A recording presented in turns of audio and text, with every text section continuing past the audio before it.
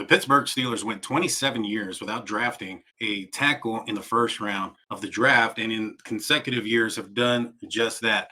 Last year, drafting Broderick Jones, 14th overall, and this year, drafting his counterpart on the other side, Troy Fautanu, with the 20th pick in the 2024 draft. Fautanu stands 6'4", about 310 pounds. This guy's got really good feet, and with that, there's some versatility with that. In Omar Khan and Mike Tomlin's conference after the draft, they were questioned a lot whether or not Fuatana was going to be moving to the center position or interior offensive line. Mike Tomlin put a stop to that and basically said that no, they see him as a tackle. I see him going to the right side and staying on the right side and transitioning Broderick Jones back to the left side where he was primarily in Georgia. I like this move, guys. I know that, there were some guys on the board at the time that, a lot of folks would have seen as maybe a glamour pick or the sexy pick, so to speak, because of the position. I know there was a cornerback and receivers and a few people that were available at the moment. And yet the Steelers went with who we thought they were going to go with, or at least the position that we thought they were going to go with, an offensive tackle. By all accounts, it appears that the Pittsburgh Steelers got their guy. Omar Khan mentioned that this was the guy that they wanted. Mike Tomlin mentioned that this was the guy that was number one on their draft board. I'm surprised he fell, to be honest with you. I thought that Troy would have been a guy that was going to be picked in the top 15. There was a run on quarterbacks early. None bigger surprise to me was Michael Penix getting drafted in the first round. I honestly thought that he was going to end up going much later and maybe even drop out of the first round completely. Mainly because I thought that the 4 season ending injuries that he had accumulated throughout his collegiate career would have been something that maybe would have shied a couple of the NFL teams away from him. Apparently not.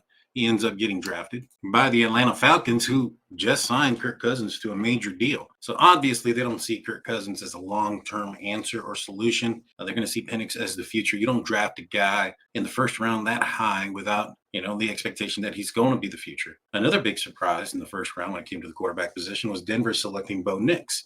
These were 2 guys that I thought would definitely go in the second, if not third round of this draft. But because they went so early and there was a run on the quarterbacks, in fact, quarterbacks, wide receivers, and offensive line kind of took majority of the draft yesterday or last night and for the first round of the draft. In fact, I think there was a while before a defensive player actually got drafted. Mitchell was available for the Steelers at 20, and there was a lot of rumors that they were going to go with the cornerback if he was available. In fact, there were some rumors that the Steelers were considering trading up to 12 with Denver to acquire Mitchell. However, it didn't work out that way. He was available. So obviously the Pittsburgh Steelers had Troy Fautanu higher than Mitchell. But with Fautanu, the Steelers, in my opinion, have been doing an overhaul on the offensive line position for some time now.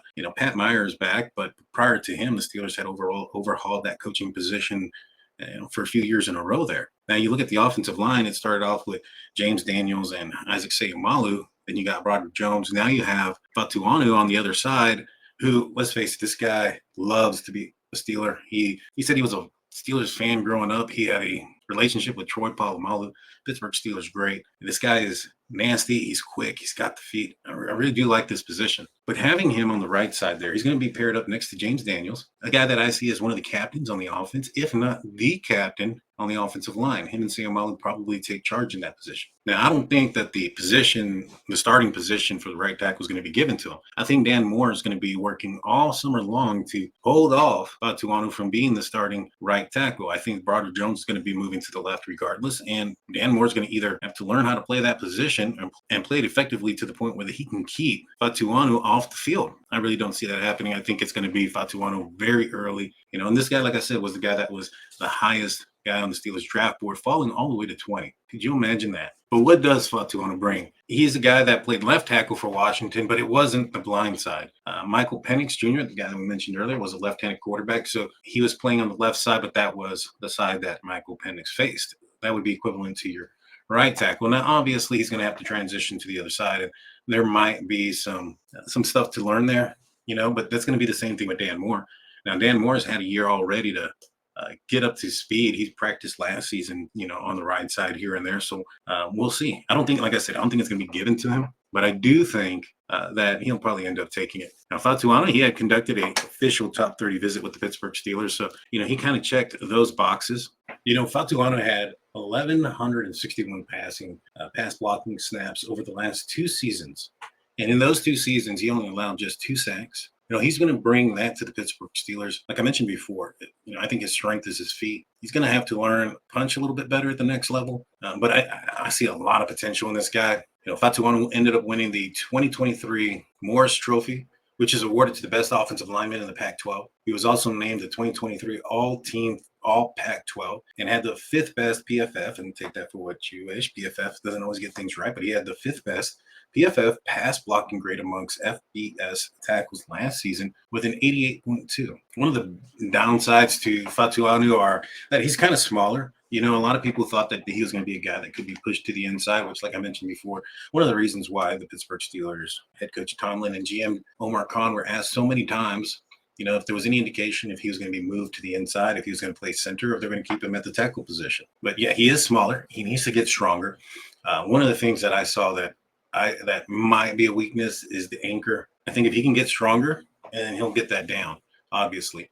But that's something that he's going to have to work on, is that anchor. But one thing that he is really good at is getting to the second level. Because of his speed and his agility and athleticism, that's one of the things that benefits him. And I think it's one of the things that's going to benefit the Pittsburgh Steelers. The Steelers were kind of a little bit of a screen team. I mean, they didn't do it as much as I would have thought they would have in the beginning part of the season, but I think it's because they were struggling at it so much. But once they kind of started to get it down a little bit, especially with Jalen Warren, the screen game started to come around. Now, I always felt that the offensive line was a big component as to why the screen game didn't work in the years past. You had offensive linemen who weren't athletic enough to get out there, didn't have the speed to get out in front of people, so they had to leave it early. They had to compensate for those things, and we saw a lot of linemen down the field early. One of the strengths for Fuatana and Broderick Jones is their athleticism and their speed and ability to get down the field. That's going to be huge. And I think this running game is really going to benefit from having this offensive line built up the way they are. Like I said earlier, the Pittsburgh Steelers have basically overhauled the offensive line position. They'd acquired two guys, Isaac Seumalo and James Daniel, in free agency, and now they've acquired two guys, your tackles on the outside, which is your most or more expensive positions on the offensive line.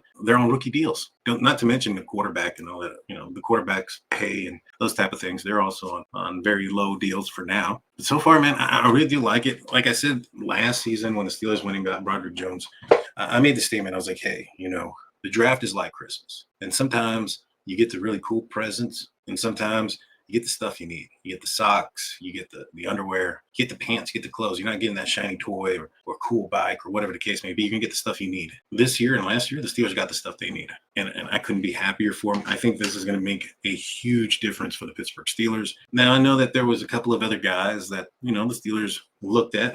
Fuaga was a guy who I thought was the Steelers may move up and get. Mims was another guy that was rumored to be a Pittsburgh Steeler, given his size and athleticism as well. However, he only played like 8 games, and he went to the Cincinnati Bengals. So for those that, had that pre-draft crush, I hope it wasn't him. So with the Pittsburgh Steelers shoring up the tackle position on both sides, where do they go next? Now, I know that they had some offers, apparently, according to Omar Khan, to move back, and I think had the Rams at 19 selected Fatuanu, I think they may have done so. I think they would have moved back and drafted maybe Graham Barton or Zach Frazier or something like that, because I think that the next position that we're going to see is the center position. Now, there are still 2 players who are possible first-round centers, and you have Jackson Power-Johnson and you have Zach Frazier. Now, Graham Barton ended up going in the first round, 26, to the Tampa Bay Buccaneers.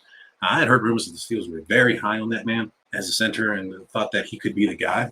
But the Steelers have also been very high on Zach Frazier. Now, I don't know if Zach Frazier is going to make it to 51. I think the Pittsburgh Steelers are definitely going to have to move up for that. But in the second round, it's definitely not as expensive to move up as it is, obviously, in the first round. So I think if they find a trading partner that can work with them, they can get up there and move up.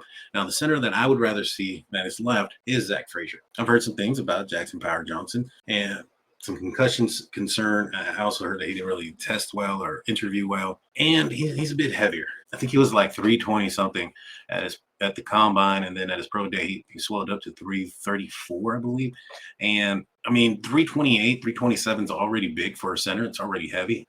And he's not like the tallest guy either. And you can see where he holds his weight at. For me, I like the way Zach Frazier moves. I like the way he's aggressive, and I like his character. And the fact that he was willing to go and compete at the combine after he had a leg injury to show teams that he was willing and he's able to do what it takes to be out there to, because in my opinion, I think if the Pittsburgh Steelers end up not moving up in the second round to go get one of those centers, I highly doubt they're going to be there at 51. And if they're not at 51, then I think the Steelers need to consider, maybe perhaps targeting that wide receiver position. That's a huge hole still. The Steelers didn't trade for Brandon Ayuk in the first round, at least. He's still a part of the team, or still a part of the 49ers team. And when you look at the centers that are after Powers, Johnson, and Frazier, you have Penn State, Hunter Norzad, Georgia's Cedric Van Pran, and South Dakota's Mason McCormick. And those guys I don't really see as second round material, to be honest with you. I think you can kind of, they would be good value. Maybe perhaps Cedric Van Pran would be a great value, like in the third round. Hopefully that compensatory third round pick that they got in the trade for Kenny Pickett. But I don't know if you're going to stretch up that far to pick a center that isn't Zach Frazier or Powers Johnson at 51. But if the Pittsburgh Steelers can go ahead and get that guy, let's just say it's Zach Frazier, this offensive line will be amazing. This would be a very physical offensive line, a dominant offensive line. When you have an offensive line that can protect and move some people, I mean, that opens up your playbook tremendously. And I feel like the Steelers are in that position. I mean, if they end up getting Zach Frazier and they end up getting a wide receiver, I know there's been some rumors also about Cortland Sutton and others, but if the Steelers can get another receiver to pair up with George Pickens and Zach Frazier left in this draft, I would consider those moves making this team better by leaps and bounds. And this team would then become definitely a competitor and possibly, for the North, especially when you see what's going on with the Cincinnati Bengals. They're having to pay their quarterback a tremendous amount of money. They're losing probably their receiver and their defensive end in Higgins and Hendrickson. They're going downhill. They're losing too many key players in key positions. So then that allows the Steelers to move up. I really don't think that the Browns are going to do anything, especially with Deshaun Watson. And then you have the Ravens. I think that's going to be the biggest test, especially if the Bengals lose a lot of their players, which kind of looks like they are. Then it's going to be the Steelers and the Ravens. Steelers kind of have Lamar Jackson's number. Steelers go in and get a defensive lineman or even a middle linebacker in the third, fourth round here. And they can be paired up with Patrick Queen or up in the front with Benton and Cam Hayward and Ogunjobi. I mean, you're going to have a defense that's going to be able to pair up with your offense. It's going to all boil down to the quarterback at the end of the day, in my opinion. Whether it's Russell Wilson or Justin Fields, they're going to have to, one of them is going to have to step up because, if the Steelers get that center, they get a wide receiver, which, first round is gone. So Brandon Ayuk ain't going to cost a current first round pick if he ends up getting traded. He could still be traded for a future's first round pick or a swap or something to that nature. However, I doubt that. And I think that if he ends up getting traded, that's going to be for a lot less, obviously, the capital than anybody would have expected, given the fact that the first round is already gone. Now, I think that the Steelers are probably going to hope that Justin Fields can be that guy for the future, even though they are declining his fifth-year option, which I think is a smart decision. He's probably a guy in Justin Fields, unless there's an injury, who's not going to see the field much at all. I mean, sure, there might be some packages here and there, but for the most part, I think the earliest you see him is about the halfway point, and it's more of the financial business side of things when it comes to that decision, not necessarily the play on the field. And what I'm saying is Justin Fields plays X amount of snaps. I think it's over 50% of the snaps. That sixth-round pick that the Steelers gave to the Chicago Bears in next year's draft turns into a fourth round. And I don't think the Steelers want to do that. They're going to want to give this guy every opportunity to learn Arthur Smith's offense on the sideline, learn from watching, something that Kenny Pickett obviously couldn't do and didn't want to do, but I digress. I think that maybe perhaps that's what the hope is. Even though, like I said, they didn't do the fifth-year option, they still have the option to extend him. And let's be honest, has he played well enough to deserve that fifth-year option to be extended, through his tenure with the Chicago Bears? No, not really. I don't think so. He gave up the ball a lot of times, whether it was interceptions or fumbles. And you can't do that in the NFL. He's going to have to clean that up. And so if he can, the guy's smart. In fact, he scored the highest rating ever on a mental aptitude test. I believe he scored like a 130. Just to some comparison, Kenny Pickett scored 17 on the same test. So this guy's football intelligence is way up there. His potential as far as his athleticism and the intangibles, his ability to throw the ball a mile, the velocity in which he can throw the ball, the throws that he can make, his ability to be a dual threat with his legs. Those things, if you can just kind of coach him up a little bit, fine-tune those things, and if the game slows down for him, which he's still fairly young, he's even younger than Kenny Pickett still. if those things can happen for him, this guy has the making of being an excellent quarterback in the NFL. Top 5, top 10 quarterback. And it just boils down to putting it all together. And that's basically it. We'll see what happens. He's going to be playing against backups in preseason, so he's probably going to look really, really good. We'll see how Russell does. I hope Russell doesn't lose his position, because if he doesn't, it means he's balling out. And if he's balling out and he's not losing his position, the Steelers are doing good. I know they have a harder schedule this upcoming year, but that's never stopped the Steelers from going out and doing what they do best. Last year they had one of the easier schedules, but the year before they had the hardest schedule again, and the third hardest, and they end up like half a game outside of the playoffs. The time that the Pittsburgh Steelers won the Super Bowl last, they had the hardest schedule then as well. When it comes to this team, sometimes rising up to the occasions is better than playing teams below them, because this team has had a habit of playing down to their opponents. But I digress. So I think that center is going to be next. Just to kind of wrap this up, center is going to be next, in my opinion, if not wide receiver. It kind of depends on who's going to be there. I think if the Pittsburgh Steelers are going to make a trade and are going to move up in any round of the draft, I think this is going to be the one that they do so to go acquire one of those centers. I would not be opposed to losing one of those third-round picks. Hopefully the last one that they got from the Eagles, preferably, obviously, it's closer to a fourth-round pick than it is actually a third round. But if they can find a trade partner to take on that third-round pick, maybe a team that needs more picks, especially if they don't have a third or a fourth, you can switch out with them, maybe do a pick swap, move up into the draft, and select the center that you want. And I think that's going to be next. I think they're going to also have to acquire a wide receiver. I know a lot of people were looking at the cornerback position, but I do think that the Steelers really like Dante Jackson. He was a guy that the Steelers scouted when he was coming out in the draft. He was a guy that the Steelers were trying to pick up before his contract was extended by the Carolina Panthers. He was a guy that the Steelers were trying to trade for last season before the trade deadline. And he's a guy that the Pittsburgh Steelers went out and acquired this year, trading Deontay Johnson, their wide receiver 1, for his services. So with all that said, I really do think that they like this kid. They like what he can do. They like his speed. I know he's had some injuries, and there might be a question if he still has the speed. But if he does, I think he'd be an excellent pairing alongside Joey Porter Jr., who doesn't have that speed, obviously, but he's got that length to make up for it. And he's physical, and he can shut down anybody. So to have those two, one that is the physical, handsy island guy, and you have somebody who can keep up with some of those faster, speedier wide receivers on the other side, that's a match made in heaven for a defense. And don't forget, Elliott, the safety that the Pittsburgh Steelers acquired this offseason, they're going to pair him up with Minka Fitzpatrick and DeMonte Casey.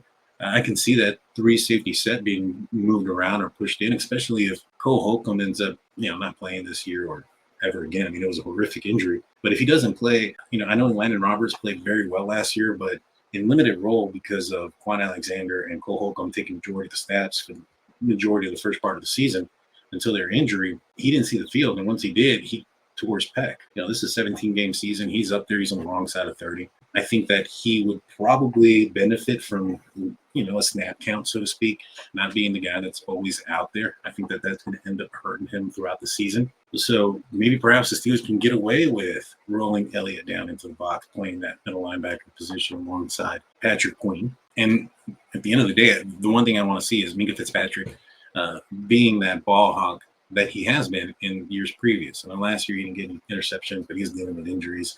He is also being that guy that was in the box more often than not, having to make tackles and really out of position, in my opinion. And like I said earlier, he was dealing with injuries, whether it was, the hand breaking or the hamstring or any of those things. He just had a rough year last year. So it'd be good to see him back on the horse, so to speak, and back to the level of play that we expect him at. Well, guys, that's all I got for you guys today. I hope you guys enjoyed it. Please hit that like and subscribe button and ring that notification bell if you haven't done so already. I'll be back a little bit later to talk about the other players of the Pittsburgh Steelers draft today in round 2 and 3. With that being said, guys, I'm out of here. Y'all have a great weekend, NFL Christmas draft, so to speak. Peace out, y'all.